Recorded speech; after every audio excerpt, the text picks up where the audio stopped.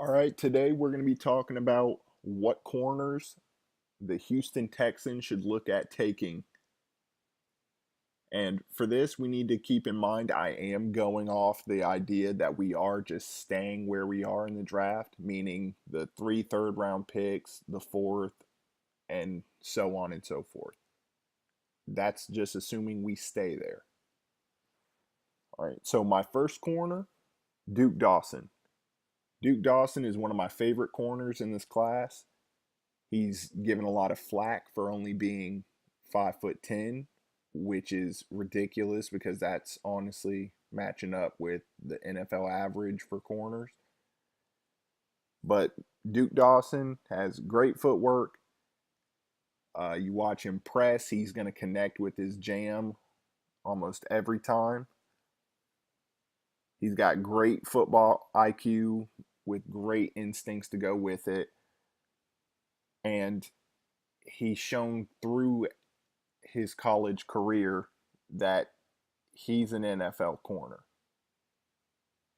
I mean, for his last two seasons, he allowed under 40% for completion rates when he's targeted. So, in my opinion, if he's there in the third round, I would take him with our first pick, and I'd be perfectly fine with that. All right, my second guy is going to be Anthony Everett. Uh, he's a cornerback from Alabama. Normally, I'm not big on Alabama guys just because they tend to play more. And when I say play more, I mean like they normally make it to the national championship every year. So if they're a 4-year starter, they're going to have a lot more wear and tear on their body.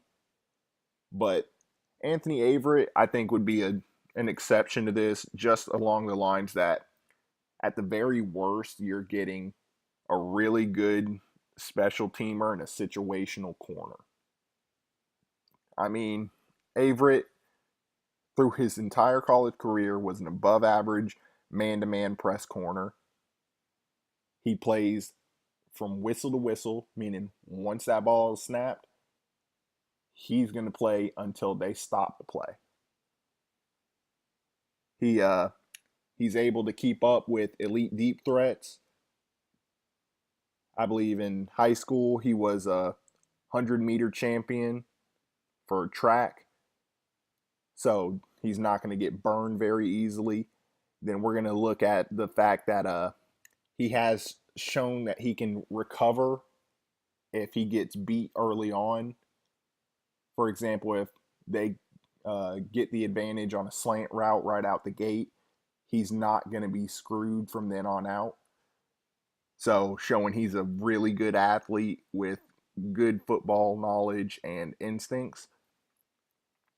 But the main knock I had on him was he's not really a ball hawk or really great with breaking up passes because I believe he had like one interception in college and like 9 total pass deflections, which is not very good.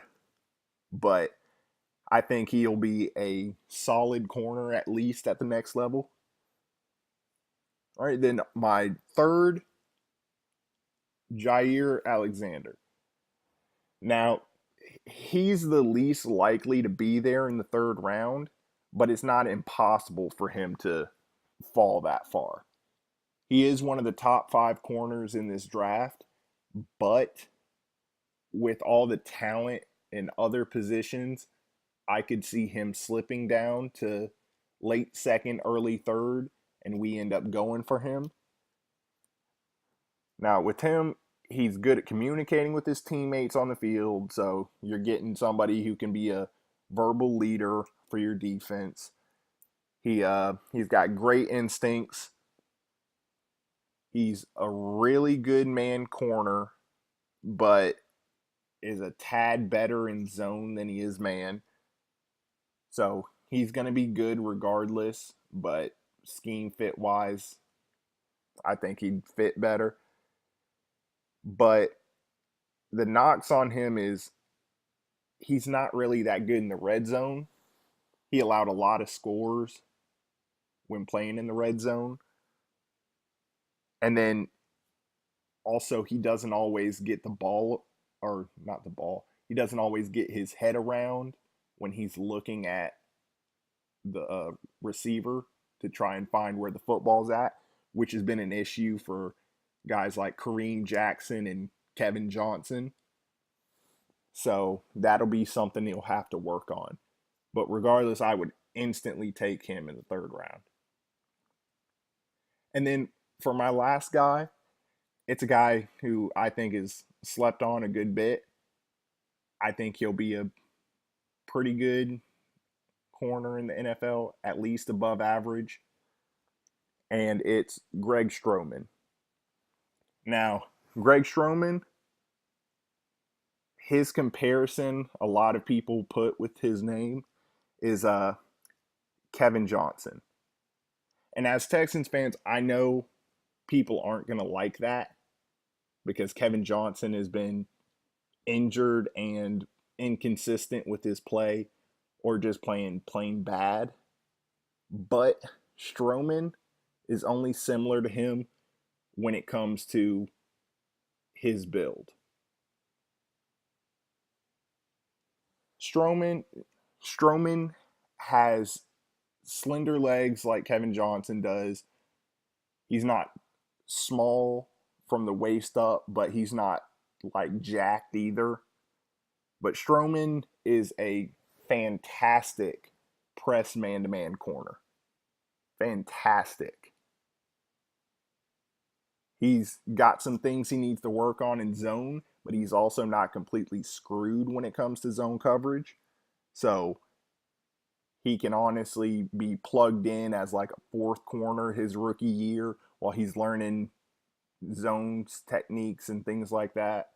But, I mean, he's able to cover taller, bigger corner or receivers. He's able to cover smaller, quicker receivers. He's a ball hawk and a playmaker. Had 36 career pass deflections in college and 9 career interceptions, and had even blocked a kick, I believe, his sophomore year. So he's making plays out there. And then on top of that, he allowed a 6% completion percentage in his last season of college. 6%. Nobody was targeting him. And I mean, this is a guy you could potentially be getting in the 4th or even the 6th round.